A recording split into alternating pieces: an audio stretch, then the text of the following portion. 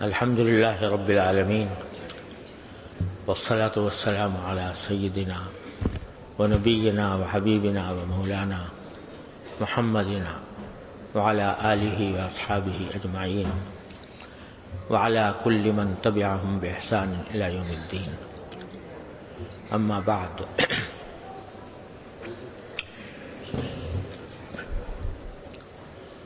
اللہ تبارک و تعالیٰ کا فضل و کرم اور اس کا احسان ہے کہ ہم لوگ جو یہاں اتوار کے دن جمع ہوتے ہیں، ہم میں سے تقریباً سب لوگ یا کم از کم اکثریت ایسی ہے کہ جسے اللہ تعالیٰ کے فضل و کرم سے نماز روزے کی توفیق ہوتی ہے، اور اپنے ظاہری شکل و صورت میں بھی اللہ تعالیٰ نے اپنے فضل و کرم سے توفیق دی ہے کہ سنت کے مطابق ہمارا چہرہ بھی ہمارا سنت کے مطابق ہو، لباس بھی سنت کے قریب ہو. یہ اللہ تعالیٰ کی نعمت ہے، بہت بڑا کرم ہے، اس کا شکر ادا کرنا چاہیے.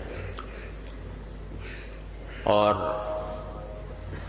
جو اپنی عبادتوں میں کوئی ایسا نہیں ہوگا جو یہ سمجھتا ہو کہ میں مکمل عبادت اس کے حقوق کے ساتھ ادا کرتا ہوں. ہر ایک آدمی کے دل میں یہ خیال ہوتا ہے اور ہونا بھی چاہیے کہ میں جو عبادتیں کرتا ہوں، جو نمازیں پڑھتا ہوں، ان میں جس طرح کا دل لگا کر پڑھنا چاہیے، جس طرح کے اللہ تبارک و تعالیٰ کے تصور کے ساتھ پڑھنا چاہیے کہ ان تعبد اللہ کأنک تراہ فإن لم تکن تراہ فإنہ یراک، کہ اللہ کی اس طرح عبادت کرو جیسے کہ تم اللہ جل جلالہ کو آنکھوں سے دیکھ رہے ہو.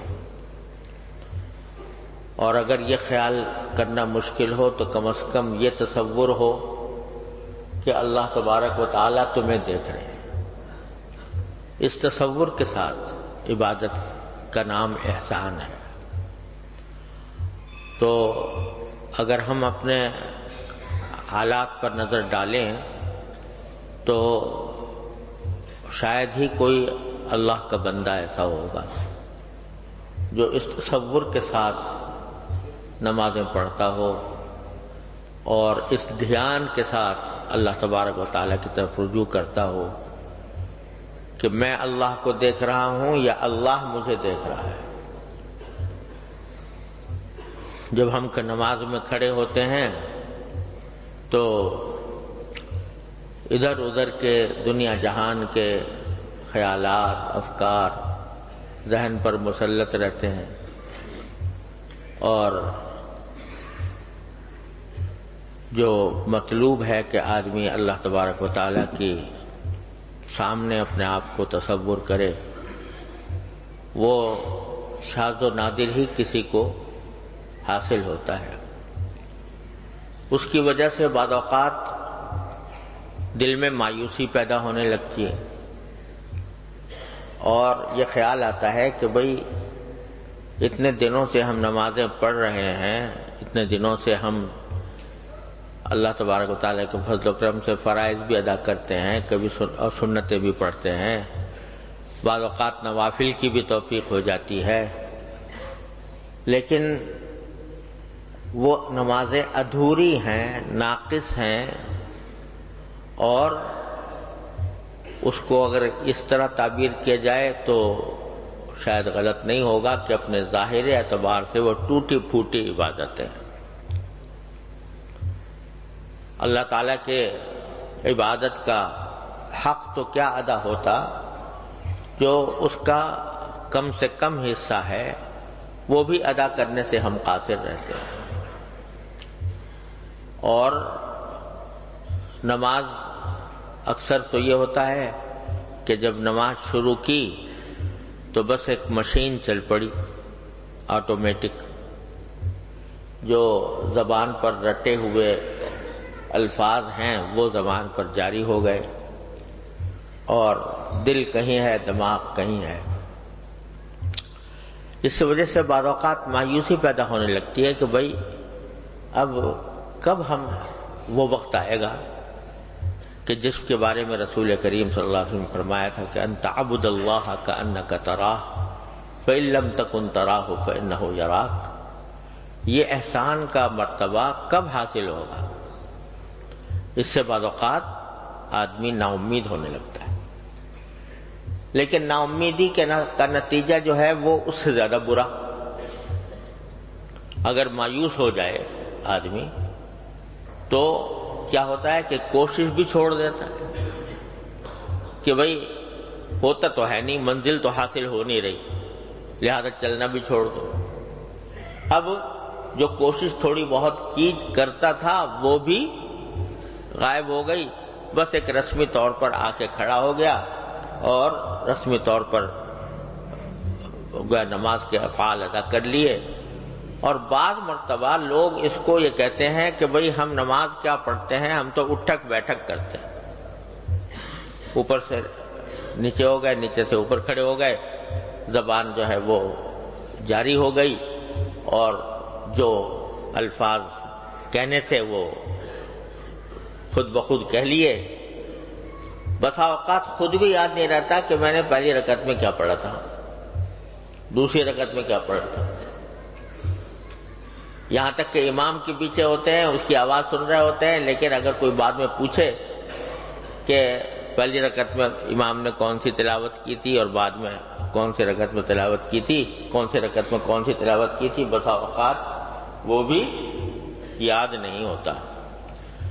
اس وجہ سے بعض اوقات مایوسی پیدا ہونے لگتی ہے اور اپنی نمازوں کی ناقدری اور نمازوں کی کو اٹھک بیٹھک سے تعبیر کرنا ہم لوگ شروع کر دیتے ہیں اور کوشش بھی چھوڑ دیتے ہیں. تو یہ اس سے زیادہ خراب بات ہے. تو ہمارے حضرت والا اللہ تعالیٰ ان کے درجات بلند فرمائے، حضرت عارفی قدس اللہ تعالیٰ سرہ، انہوں نے بڑی کام کی بات ارشاد فرمائی، وہ ہمیشہ یاد رکھنی چاہیے. وہ یہ کہ نماز تو ٹھیک ہے، اس کے حقوق کے ساتھ اور اس کے صحیح طریقے کے ساتھ، صحیح تصور کے ساتھ ادا نہیں ہو رہی، لیکن یہ کیا کم ہے کہ اللہ تبارک و تعالیٰ نے اپنے فضل و کرم سے اپنے دربار میں حاضری کی توفیق بخش دی. کتنے ہیں جو اس سے بھی محروم ہیں؟ تو جتنی توفیق ہو رہی ہے وہ توفیق بھی خود سے نہیں ہو رہی، اللہ جل جلالہ کے فضل و کرم سے ہو رہی. لولا انت ما صلینا ولا تصدقنا لولا انت ما اهتدینا لا تصدقنا ولا صلینا. اے اللہ، اگر آپ کی توفیق نہ ہوتی، آپ کا فضل و کرم نہ ہوتا تو ہم نماز بھی نہ پڑھ سکتے، صدقہ بھی نہ دے سکتے، روزے بھی نہ رکھ سکتے، ہم ہدایت بھی نہ پا سکتے. جو کچھ ہو رہا ہے وہ اللہ جل جلالہ کی توفیق سے ہو رہا ہے. تو بندہ بجائے اس کے کہ ان عبادات کی ناقدری کرے اور یہ کہے کہ نماز کیا ہے، یہ تو اٹھک بیٹھک ہے والعیاذ باللہ، تو اس کی ناقدری کرنے کے بجائے پہلے اس کی قدر کر کے، اس توفیق کی قدر کر کے اس کا شکر ادا کر لو.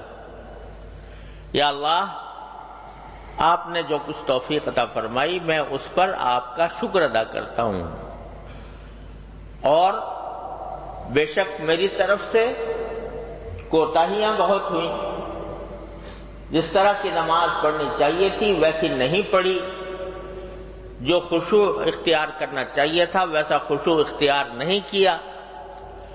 تو اللہ اپنی رحمت سے مجھے معاف فرما دیجئے، استغفار کرتا ہوں۔ دو کام کر لو ہر عبادت کے ساتھ، ایک اس عبادت کی توفیق پر اللہ کا شکر، اور اپنی تقصیر پر، اپنی کوتاہی پر استغفار۔ اگر یہ کام کرتے رہو گے تو انشاءاللہ رفتہ رفتہ راستہ طے ہوتا جائے گا، اور ایک وقت آ جائے گا، ضرور آ جائے گا انشاءاللہ، کہ تم احسان کے مرتبے تک پہنچ جاؤ۔ ہوتا کیا ہے کہ غفلت کے ساتھ پڑھی، غفلت کے ساتھ اٹھ کے چلے گئے۔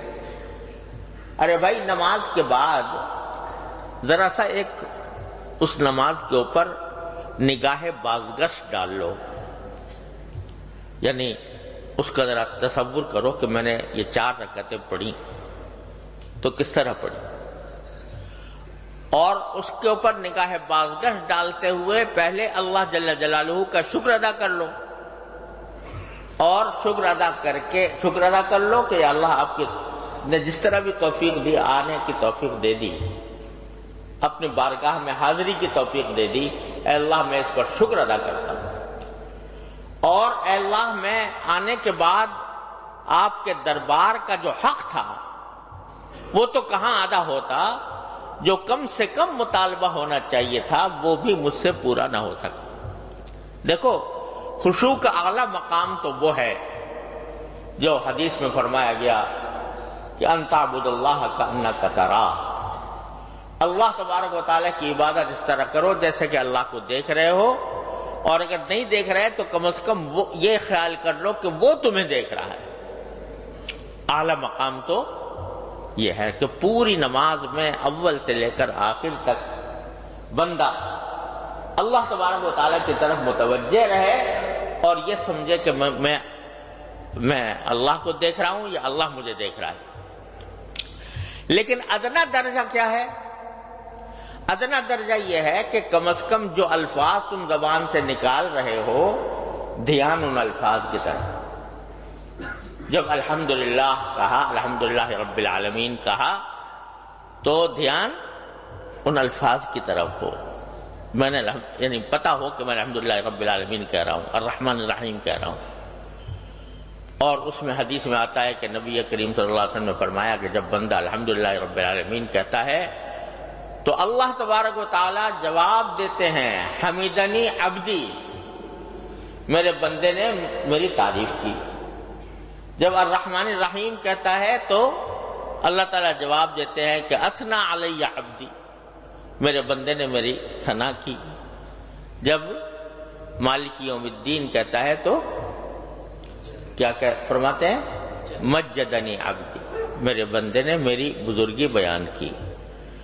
اور جب کہتا ہے ایاک نعبد و ایاک نستعین، تو باری تعالیٰ فرماتے ہیں کہ یہ جو وہ کہہ رہا ہے بندہ، یہ میرے اور بندے کے درمیان ہے یہ معاملہ، وہ میری عبادت کرتا ہے، میں اس کی مدد کرتا ہوں۔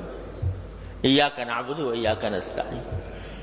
تو آدمی کم از کم اتنا جو ادنا خشوع کا درجہ ہے وہ کیا ہے کہ جو الفاظ زبان سے نکال رہا ہے انسان، ان الفاظ کی طرف دھیان ہو، میں نکال رہا ہوں۔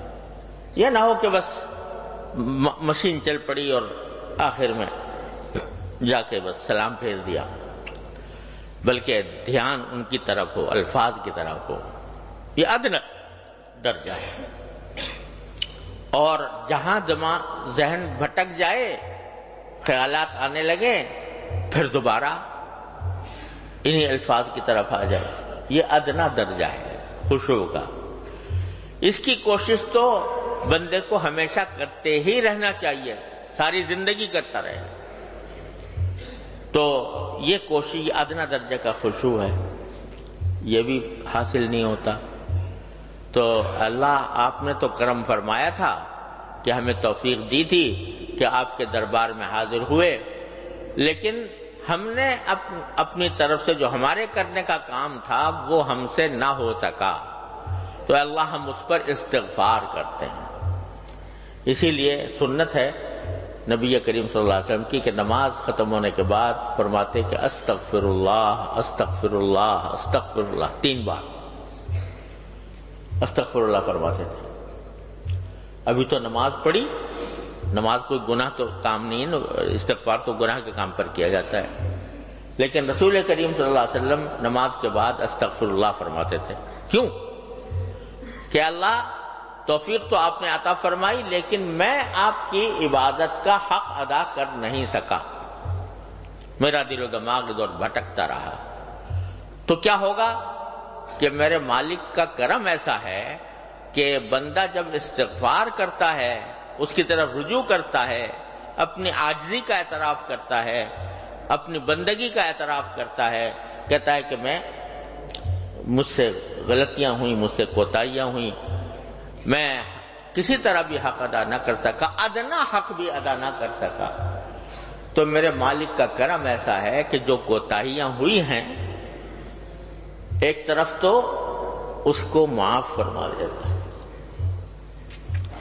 اس کو معاف فرما دیتا ہے۔ میرا بندہ ہے، کمزور ہے، اور اس کے اندر وہ صلاحیت نہیں ہے جو ہونی چاہیے، تو اس واسطے یہ مجھ سے رجوع کر کے اپنی ناتوانی، اپنی کمزوری کا اعتراف کر رہا ہے، اپنی تقصیر کا اعتراف کرتا ہے، تو میں اس کو معاف کر دیتا ہوں۔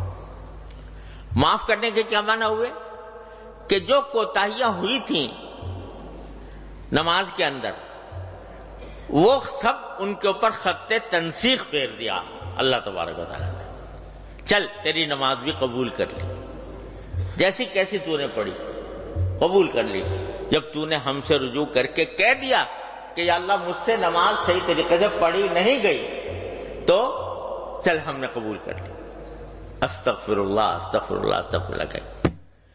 تو عرض کرنے کا منشا یہ ہے کہ اس مایوسی کو دور کرنے کا راستہ کیا ہے، اور اس سمت میں آگے بڑھنے کا راستہ کیا ہے۔ ایک طرف تو حمد کرے بندہ، شکر ادا کرے، دوسری طرف استغفار کرے۔ شکر اس کی توفیق پر، استغفار اپنی کوتاہی پر۔ تو میرا اللہ تبارک و تعالی شکر کے بارے میں وعدہ کیا ہے کہ لئن شکرتم لأزیدنکم، یہ وعدہ ہے کہ نہیں؟ کس کا وعدہ؟ ان اللہ لا یخلف المیعاد۔ تو جب تم شکر کرو گے تو اور دوں گا، یعنی تم نے اس پر شکر ادا کر لیا کہ میں نے نماز آ کر ادا کی ہے، اے اللہ آپ کی توفیق سے اس پر شکر ادا کر لیا، تو اور توفیق دوں گا، اور توفیق دوں گا۔ اور یہی وجہ ہے کہ جب بندہ نماز مثلا پڑھنا شروع کیا، پہلے تو نماز سے بھاگتے تھے بچپن میں، جب اللہ تعالیٰ نے پڑھنے کی توفیق دی، پڑھتا رہا، تو کیا ہو گیا؟ اب نماز کے بغیر چین نہیں آتا ہے کسی نمازی کو۔ نماز کا وقت آ جائے اور گزرنے لگے نماز کا وقت، چین آئے گا؟ کسی نمازی کو چین نہیں آئے گا۔ رسول کریم سرور عالم صلی اللہ علیہ وسلم تشریف لے جا رہے ہیں سفر میں، تو سفر میں تشریف لے جاتے ہوئے راستے میں حضرت بلال رضی اللہ تعالیٰ عنہ سے فرماتے ہیں، جو حضور اقدس صلی اللہ علیہ وسلم کے مؤذن تھے، کیا فرماتے ہیں؟ ارحنا بالصلاۃ یا بلال، اے بلال ہمیں چین عطا کر دے، چین دے دے، راحت دے دے نماز پڑھ کر، یعنی نماز پڑھوا دے تو چین آئے، اس کے بغیر ہم بے چین ہیں، ہمارا کسی کام میں دل نہیں لگ رہا کہ کسی طرح میں نماز پڑھ لوں۔ تو آدمی ایسا ہو جاتا ہے کہ چین نہیں آ رہا۔ یہ کیا ہوا؟ جو توفیق شروع میں ہوئی تھی کہ اس وقت زبردستی بغیر دل نہیں چاہ رہا، دل گھبرا رہا ہے، لیکن بندے نے اس کی پرواہ کیے بغیر نماز میں آ کے کھڑا ہو گیا۔ یہ توفیق جو اللہ تعالیٰ کی طرف سے ہوئی تھی، اس پر جب بندے نے شکر ادا کیا تو اس کا نتیجہ یہ ہوا کہ اس نماز کی طرف توجہ اور نماز کی فکر اور اس کا خیال یہ بڑھتا چلا گیا، یہاں تک کہ نمازی کو بغیر نماز پڑھے چین نہیں آتا۔ تو یہ شکر کی خاصیت تو یہ ہے کہ اب شکر کیا تم نے اور تمہیں توفیق دیں گے، اب شکر کیا اور توفیق دیں گے۔ اور استغفار کا خاصہ یہ ہے کہ بندہ کتنے بڑے سے بڑے گناہ لے کر پہنچ جائے اس دربار میں، بڑے سے بڑا گناہ لے کر پہنچ جائے، اور صدق دل سے، نیک نیتی سے، عاجزی سے اور اپنی بیچارگی سے باری تعالیٰ سے کہتے استغفر اللہ ربی من کل ذنب واتوب الیہ، اے اللہ میں معافی مانگتا ہوں، جو کوتاہی ہوئی اب میں معافی مانگتا ہوں۔ تو یہ استغفار ایسی چیز ہے کہ میرا مولا اس کے اوپر معافی کا اس نے وعدہ کر رکھا ہے، وہاں شکر پر وعدہ یہ کر رکھا ہے کہ اور دوں گا، یہاں استغفار پر یہ وعدہ کر رکھا ہے کہ تمہاری غلطیاں معاف کر دوں گا۔ ان اللہ یغفر الذنوب جميعا یا عبادی الذین اسرفوا علی انفسهم لا تقنطوا من رحمت اللہ ان اللہ یغفر الذنوب جميعا۔ تو جو اللہ تبارک و تعالی یہ وعدہ کر رہے ہیں کہ میری رحمت سے مایوس نہ ہونا،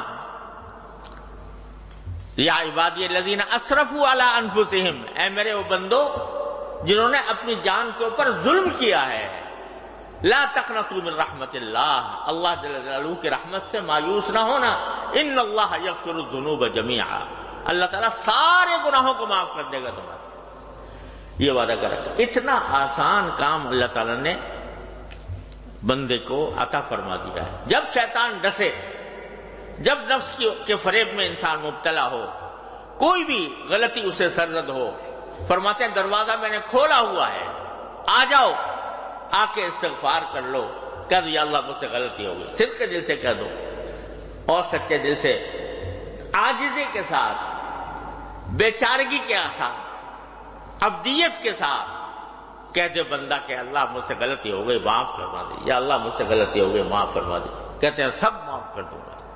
معاف کرنے کے کیا معنی؟ کہ وہ ساری کوتاہیاں جو تم نے کی ہیں وہ میں نے معاف کر کے تمہارا پرچہ صاف کر دیا، تمہارا صفحہ صاف کر دیا۔ تو جو بندہ نماز کے بعد، یعنی نماز کے بعد ایسے ہی اٹھ کے نہ چلے جاؤ خدا کے لیے، نماز کے بعد تھوڑا سا بیٹھ کر، ایک تو جو تسبیحات مسنونہ ہیں وہ تو ہونی چاہیے، لیکن اس کے ساتھ تھوڑا سا نگاہ بازگشت ڈال لو نماز کے اوپر کہ اللہ میں نے نماز پڑھی، ایک تو میں آپ کا شکر ادا کرتا ہوں، توفیق دے دیا آپ نے، کم از کم ظاہری شکل نماز کی میری کروا دیا آپ نے اپنے فضل و کرم، وہ بھی میری بس سے باہر تھا، آپ نے اپنے فضل و کرم سے کروا دیا۔ دوسرے میں استغفار کرتا ہوں، کہے پر کرتا ہوں جو میں نہ مجھ سے کوتاہیاں ہوئی ہیں اس نماز کے اندر، ان پر استغفار کرتا ہوں۔ یہ کر کے دیکھو ہر نماز کتنا وقت لگے گا، 1 منٹ 2 منٹ، اور ذرا سا اگر تھوڑا سا اور بڑھا لو کہ اپنی ان 4 رکعتوں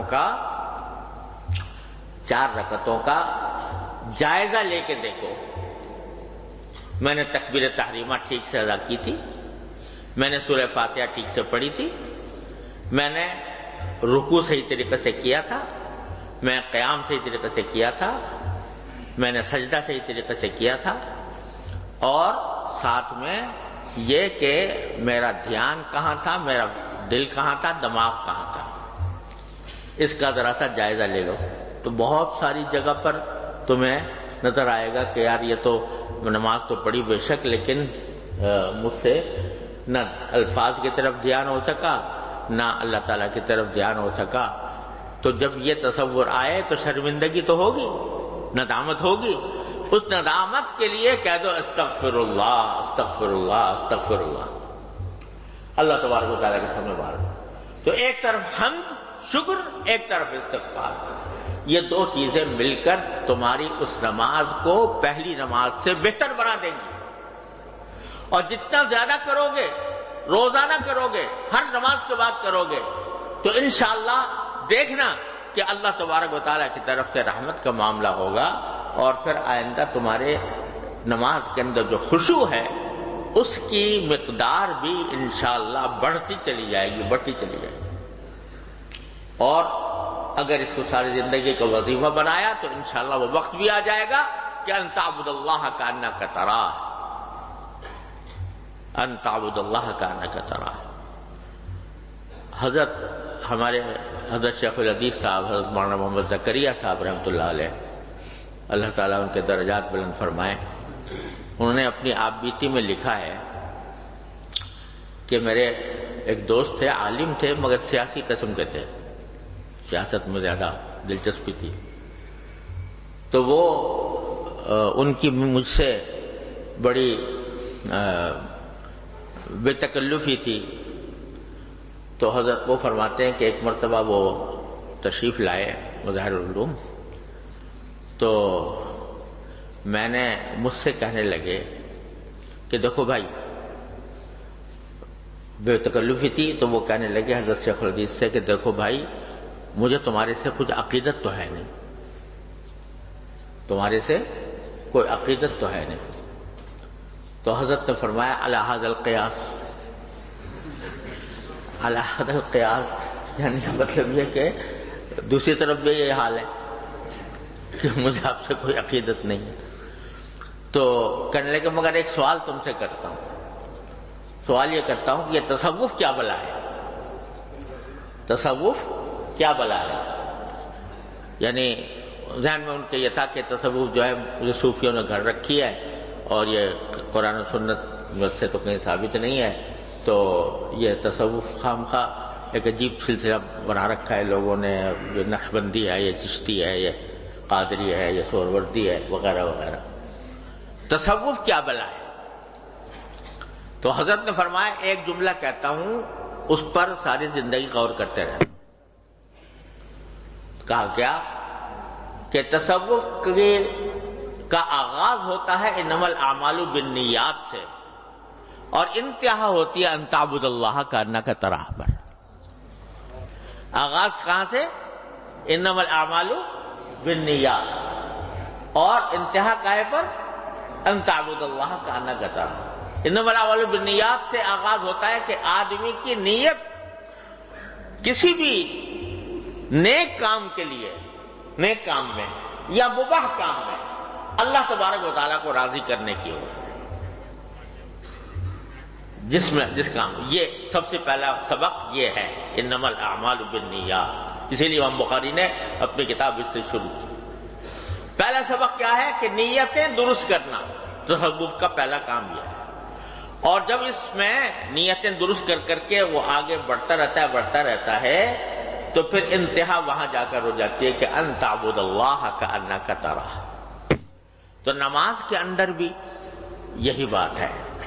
ایک تو نیت اخلاص کے ساتھ اللہ تعالیٰ کو راضی کرنے کی نیت سے آدمی پڑھے، اور کوشش کرے کہ میں خشوع حاصل کرنے والوں میں بن جاؤں.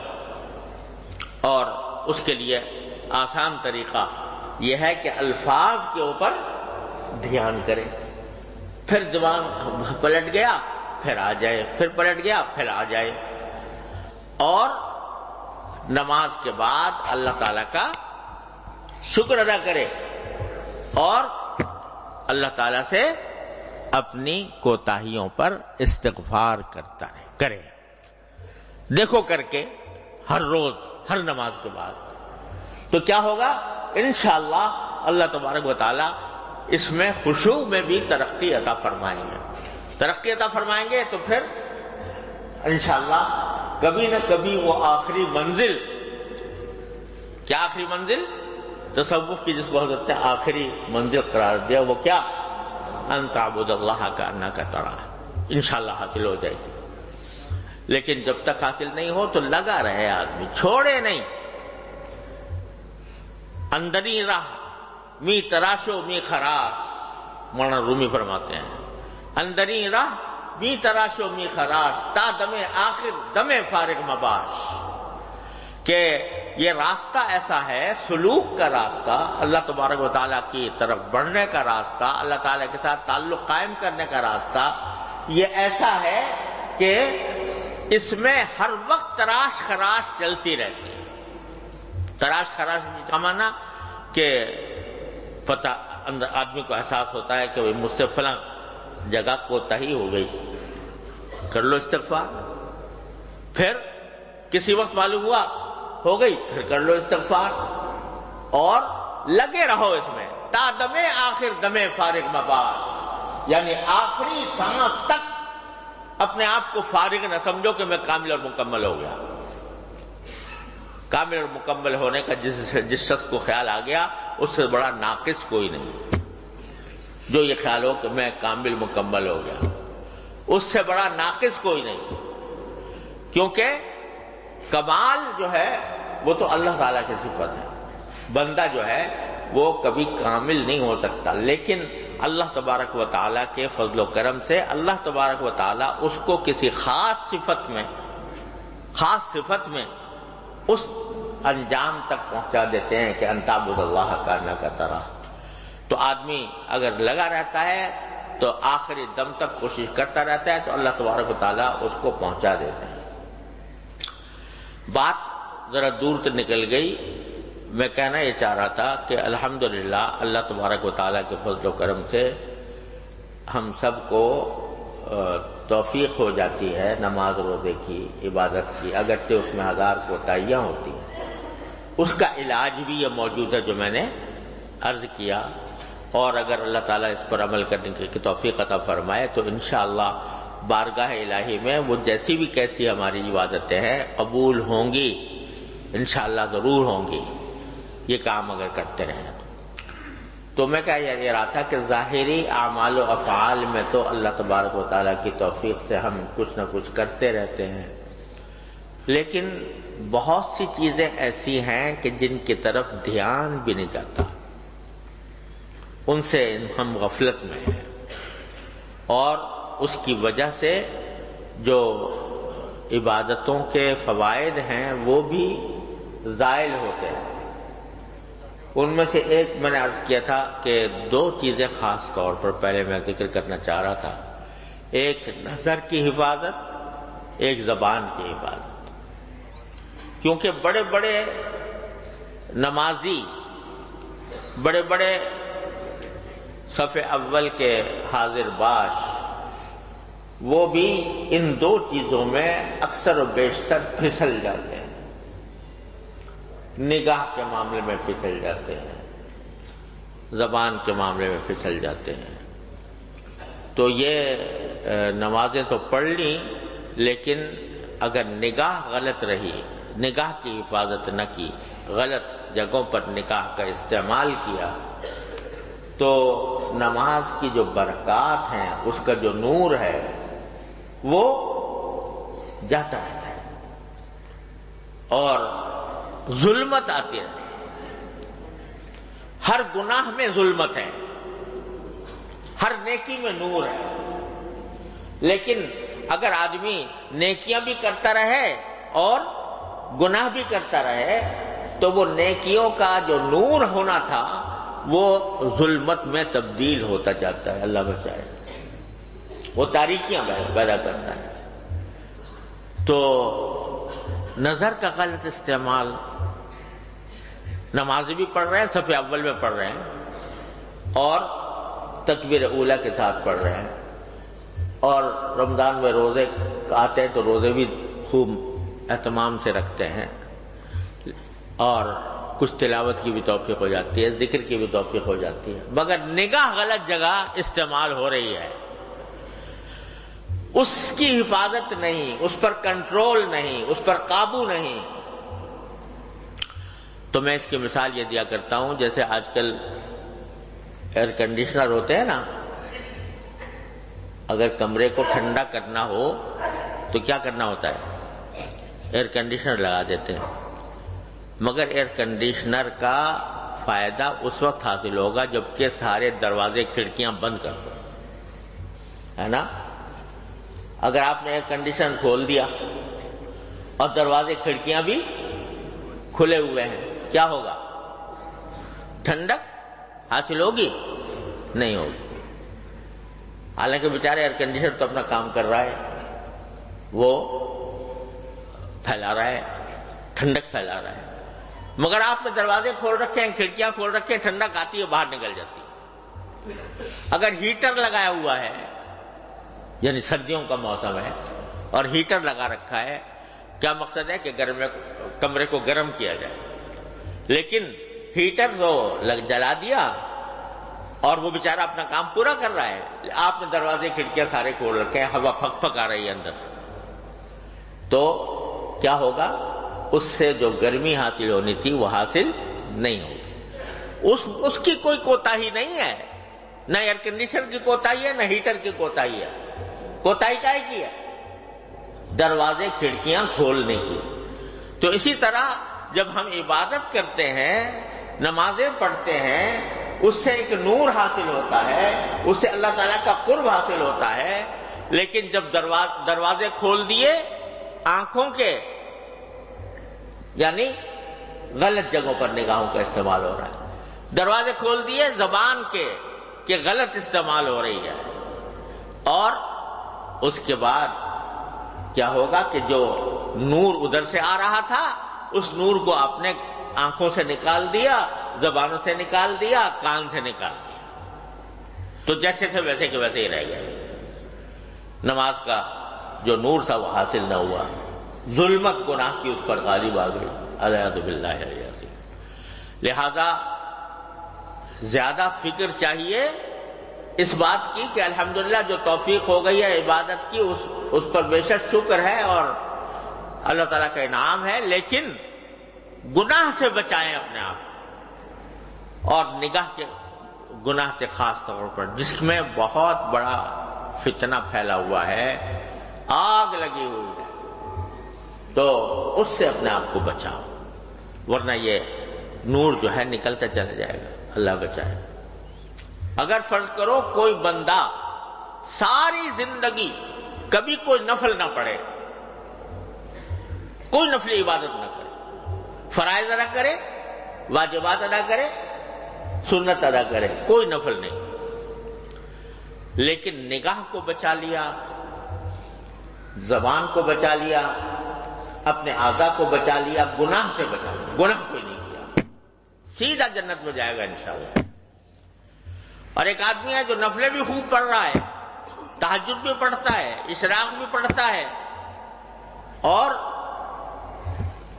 چاش بھی پڑھتا ہے، اوابین بھی پڑھتا ہے، تلاوت بھی کرتا ہے، ذکر بھی کرتا ہے، مگر ساتھ ساتھ گناہ بھی کرتا رہتا ہے۔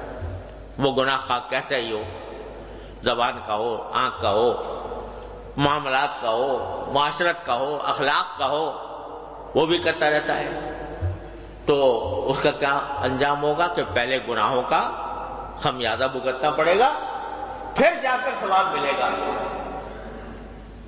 پھر جا کر ثواب ملے گا ان عبادتوں کا جو انجام دی۔ لہذا جو ہے یہ میں نظر کی بات کر رہا تھا، پھر سوچا تھا کہ زبان کے بارے میں عرض کروں گا، لیکن اب وقت ختم ہو رہا ہے۔ تو آج کا سبق جو ہے وہ یہ ہے، جو میں اللہ تعالیٰ مجھے بھی توفیق دے، آپ کو بھی توفیق عطا فرمائے۔ آج کا سبق یہ ہے کہ جو عبادت کر رہے ہیں اس کی ناقدری نہ کرو، اس پر اللہ تعالیٰ کی توفیق کا شکر ادا کرو، اور اس میں جو کوتاہیاں ہوئی ہیں ان پر استغفار۔ ہر عبادت کے بعد چند لمحے ایک نگاہ بازگشت ڈال، جو میں نے عبادت ادا کی وہ کیسی کی، جتنی بات اچھی ہوئی شکر ادا کرو، جتنی بات خراب ہوئی استغفار کرو۔ ایک سبق تو یہ ہے۔ دوسرا سبق یہ ہے کہ جتنی فکر نماز پڑھنے کی ہے اور روزے رکھنے کی ہے، اتنی ہی فکر کرو گناہوں سے بچنے کی، اور خاص طور سے جو دو کھڑکیاں کھلی ہوئی ہیں، ایک آنکھ اور ایک زبان، اس کو قابو میں کرو، اس کو اللہ تعالیٰ کی مرضی کے تابع کرو، اور اللہ تعالیٰ مجھے بھی توفیق عطا فرمائے، آپ کو بھی توفیق عطا فرمائے کہ یہ عزم لے کر اٹھیں کہ انشاءاللہ اب آئندہ کبھی نگاہ غلط جگہ نہیں اٹھے گی، خواہ کتنا بھی دل مچل رہا ہو، اور زبان سے کوئی غلط بات نہیں نکلے گی، نہ جھوٹ نکلے گا، نہ غیبت نکلے گی، نہ بہتان نکلے گا، اور نہ اور کسی قسم کا گناہ اس سے سرزد ہوگا، کسی کی دل آزاری نہیں ہوگی۔ تو یہ ارادہ لے کے نکلو اور اللہ تعالیٰ سے دعا کرو کہ یا اللہ ایسے ماحول میں ہم رہ رہے ہیں جہاں نگاہوں کو پناہ نہیں ملتی، مجلسیں ایسی ہوتی ہیں کہ ان میں غیبتیں ہوتی رہتی ہیں، ہم بھی مبتلا ہو جاتے ہیں، اے اللہ ہماری اس سے حفاظت فرما۔ یہ دعا کرتے رہو تو انشاءاللہ رفتہ رفتہ اللہ تبارک و تعالیٰ اپنے فضل و کرم سے صحیح راستے پر ڈال دیں گے۔ وصلی اللہ تعالیٰ علی خیر خلقہ سیدنا مولانا محمد کما صلیت علی ابراہیم وعلی آل ابراہیم انک حمید مجید۔ یا ارحم الراحمین اپنے فضل و کرم اپنے رحمت سے ہمارے تمام گناہوں کو معاف فرما، چھوٹے بڑے اگلے پچھلے خفیہ علانیہ، اے اللہ ہر طرح کے گناہوں کو معاف فرما۔ یا اللہ ہمیں اپنے فضل و کرم سے اپنی عبادت کی جو آپ نے توفیق عطا فرمائی ہے، اے اللہ اپنی رحمت سے اس کو صحیح طریقے پر آپ کے رضا کے مطابق انجام دینے کی توفیق عطا فرما۔ اے اللہ ہمیں گناہوں سے ہماری حفاظت فرما، ظاہری اور باطنی گناہوں سے حفاظت فرما، ہر طرح کے شر اور فتنے سے حفاظت فرما۔ یا اللہ تمام حاضرین اور حاضرات کو ان کے تمام جائز مقاصد میں کامیابی عطا فرما۔ یا اللہ سب کی پریشانیاں دور فرما، سب کی مشکلات آسان فرما۔ اللہم اغفر لنا وارحمنا وارضنا وارض عنا وادخلنا الجنة ونجنا من النار۔ اللہم انا نسألک من خیر ما سألک من عبدک ونبیک سیدنا محمد صلی اللہ علیہ وسلم، ونعوذ بک من شر ما استعاذک من عبدک ونبیک سیدنا محمد صلی اللہ علیہ وسلم۔ ربنا تقبل منا انك انت السميع العليم وتب علينا انك انت التواب الرحيم، وصلى الله تعالى على خير خلقه سيدنا مولانا محمد وعلى آله واصحابه اجمعين، آمين برحمتك يا رب۔